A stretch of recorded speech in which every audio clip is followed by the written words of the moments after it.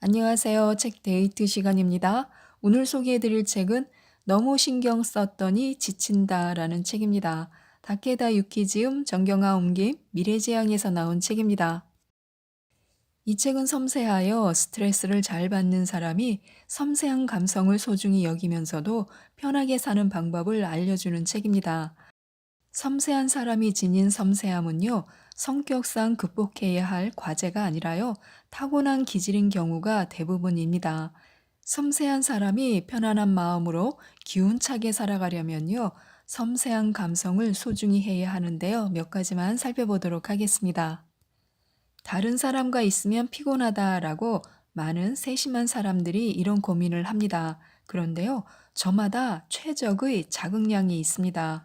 다른 사람과 함께 있는 시간이 길어지면 힘든 이유는요, 그저 신경 시스템이 그렇게 만들어졌기 때문입니다. 누구나 최적의 자극량이 있는데요, 어떤 사람에게는 별것도 아닌 자극이 세심한 사람에게는요, 유독 강하게 느껴지는 것입니다. 세심한 사람에게는요, 마음이 푹 쉴 수 있는 혼자만의 시간이 필요합니다. 마음껏 혼자만의 시간을 가지면서 과하게 받은 자극을 흘려보내면요, 밝고 온화했던 본래 모습을 되찾을 수 있습니다. 혼자만의 시간을 충분히 확보하여 새로운 자극을 즐길 만한 그런 여유를 가져야 다른 사람과 함께 있고 싶고 또 누군가와 왁자지껄 떠들고 싶은 마음도 생기게 됩니다. 섬세한 사람의 세심함은요, 인간관계에서도 상대의 감정을 단박에 알아차리고 그 자리의 분위기를 바로 느끼는 식의 형태로 나타납니다. 상대의 기분을 고려하여 세심하게 배려하고 깊이 공감하면서 이야기를 들어주는 등 좋은 면이 있는 반면에요, 너무 잘 느끼다 보니까 지나치게 배려하느라 자신의 의견을 말하지 못해서 혼자 고민하기도 합니다. 섬세한 사람에게 최대의 함정은요, 상대의 모르겠다라는 감각을 전혀 모른다는 것입니다. 나는 다른 사람들보다 섬세한 것 같다. 이렇게 어렴풋이는 알아차려도 자신에게는 당연하게 느껴지는 감각이 상대에게는 없다는 걸 거의 실감하지 못합니다. 이럴 때는요, 감각이 다르다는 것만 알아도 편해집니다. 섬세하지 않은 사람에게도 섬세한 감각이 전혀 없는 것은 아닙니다. 단지 섬세한 사람은 특히 느끼는 힘이 강하여 상대도 자신과 똑같이 느끼고 있을 거야 라고 믿었다가 섬세하지 않은 사람을 만나면 그 믿음이 깨지면서 상처를 받게 되는 것입니다. 잘못된 행동을 한 사람은 아무도 없는데요. 그러면 어떻게 하면 섬세한 사람들이 공감할 수 있는 상대, 함께 있으면 힘이 나고 꾸미지 않은 자연스럽고 편안한 모습으로 지낼 수 있는 상대와 만날 수 있을까요? 인간관계는요, 겉으로 드러나는 자신과 잘 맞는 사람이 주변에 모인다는 아주 단순한 구조로 되어 있습니다. 인간관계의 기본 구조 하에서 섬세한 사람은요, 진정한 자신을 드러내야 합니다. 드러낼수록 자신에게 맞는 사람이 모여서 마음이 편안해집니다.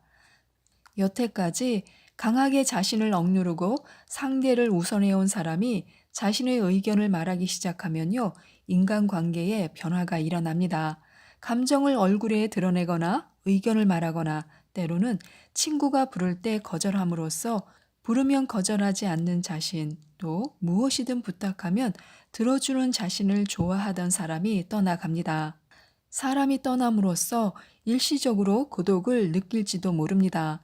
하지만 자신이 느끼는 감정을 솔직하게 얼굴에 드러내면서 하고 싶은 걸 하며 지내는 동안에 반드시 너가 좋아, 너도 멋지네 라고 말해주는 사람과 만날 수 있을 것입니다. 진정한 자신을 드러내면 이렇듯 인간관계의 변화가 일어나면서 느긋하고 꾸미지 않은 자연스러운 모습으로 지낼 수 있는 관계가 늘어나게 됩니다.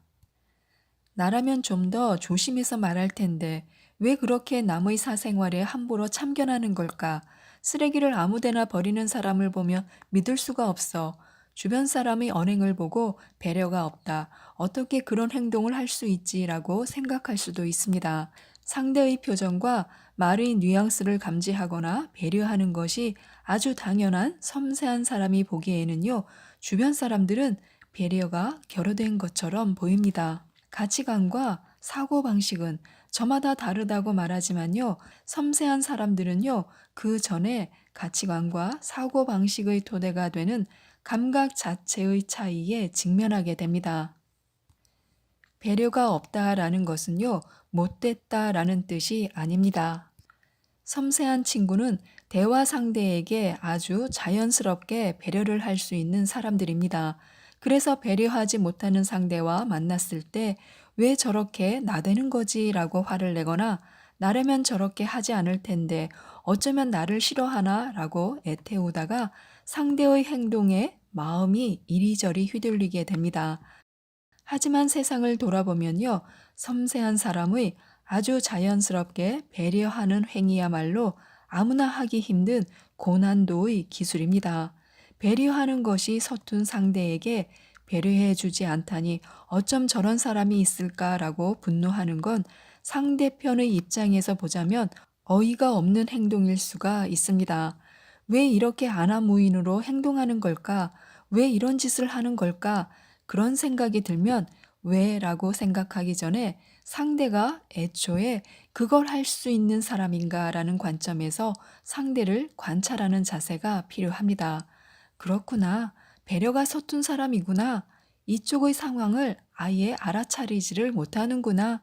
라고 알게 되면 상대의 행동에 휘둘리지 않고 편하게 지낼 수 있게 됩니다. 특히 마음의 깊이에는 개인차가 있다는 것을 기억해야 합니다. 아무리 설명해도 내 말을 이해해 주지 않아요.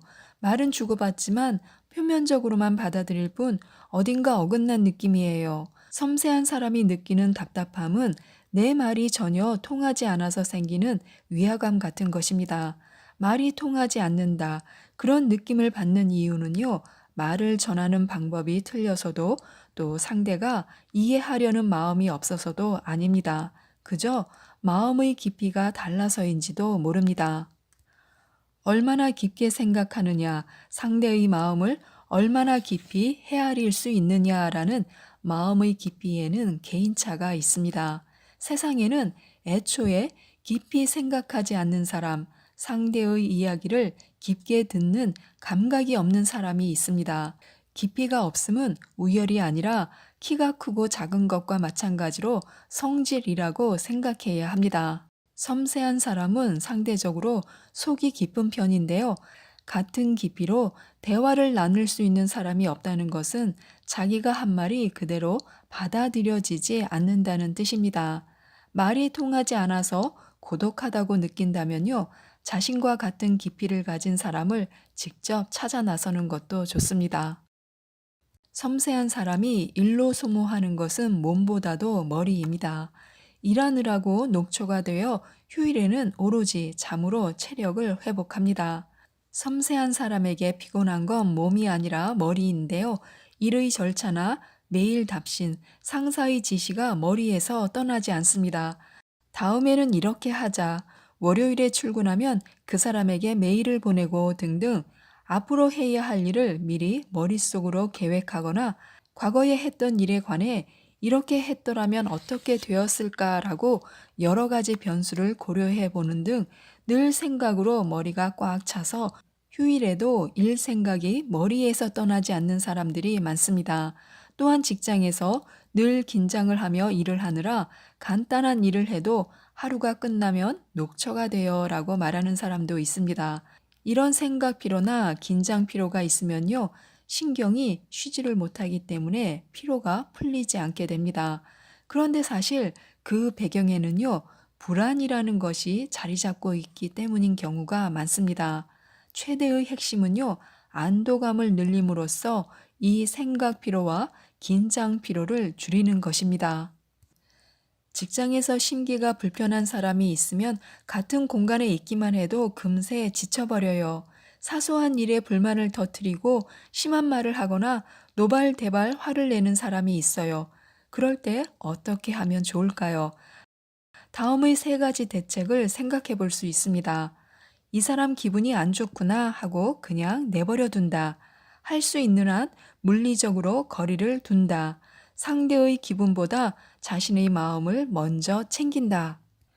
섬세한 사람은 주변 사람이 감정을 예민하게 알아차리기에 어떻게든 해보려고 밝게 말을 건네거나 더 극진하게 대우하거나 합니다. 하지만 실은 그렇게 대응하면 할수록 상대는 섬세한 사람에게 기분 내키는 대로 행동하게 됩니다. 누군가의 기분이 나쁘다는 걸 알아차렸다면요, 기분이 안 좋은 모양이네 하고 그냥 내버려 두어야 합니다. 노력에는 두 종류가 있는데요. 하나는 못하는 걸 극복하려는 노력이고요. 또 하나는 잘하는 걸 살리려는 노력입니다. 못하는 것을 극복하려는 노력은요, 자신을 채찍질하는 노력입니다. 열심히 노력하면 남들만큼은 할 수 있지만요, 잘하는 사람만큼은 할 수가 없습니다. 못하는 것은 적성에 맞지 않는 것이라고도 말할 수 있습니다. 적성에 맞지 않는 일을 열심히 해봤자 노력에 비해 성과가 나오지 않습니다. 잘하지 못한다는 생각에 도리어 자신감을 잃고 불안과 초조감에 시달리다가 금세 지치게 됩니다. 한편 잘하는 걸 살리려는 노력은요, 자연스러운 노력입니다. 선천적으로 타고났기 때문에 자연스럽게 잘할 수 있게 되고 노력이 그대로 결과로 이어집니다. 그래서 못하는 걸 극복하려고 하지 말고 잘하는 걸 살려서 일해야 합니다. 아무리 노력해도 자신감이 생기지 않는다면요, 그럴 때는 혹시 못하는 걸 극복하려고 애쓰고 있지는 않은지 되돌아보아야 합니다. 잘하는 것은 내 적성에 맞는 일인데요. 재미있으니까 자연스럽게 열심히 일하고 좋은 결과를 냅니다. 결과가 나오면 더욱 일할 맛이 나서 누가 시키지 않아도 알아서 창의적인 아이디어를 내기 위해 고심합니다. 일을 여러 번 거듭하는 사이에 실력이 늘면서 더 큰 성과를 냅니다. 일하면서 잘하는 걸 살리고 싶다면요, 잘하는 게 뭔지 적어보고 일에서 활용할 수 있는 방법을 생각하는 것이 좋습니다. 지금까지 이 책에 대해서 말씀드렸는데요. 섬세한 사람이 자신의 장기를 살리면서 행복하게 일하고 행복하게 잘 살기 위해서는요, 이 책을 꼭 읽어보셨으면 좋겠습니다. 이상 책데이트였습니다. 감사합니다.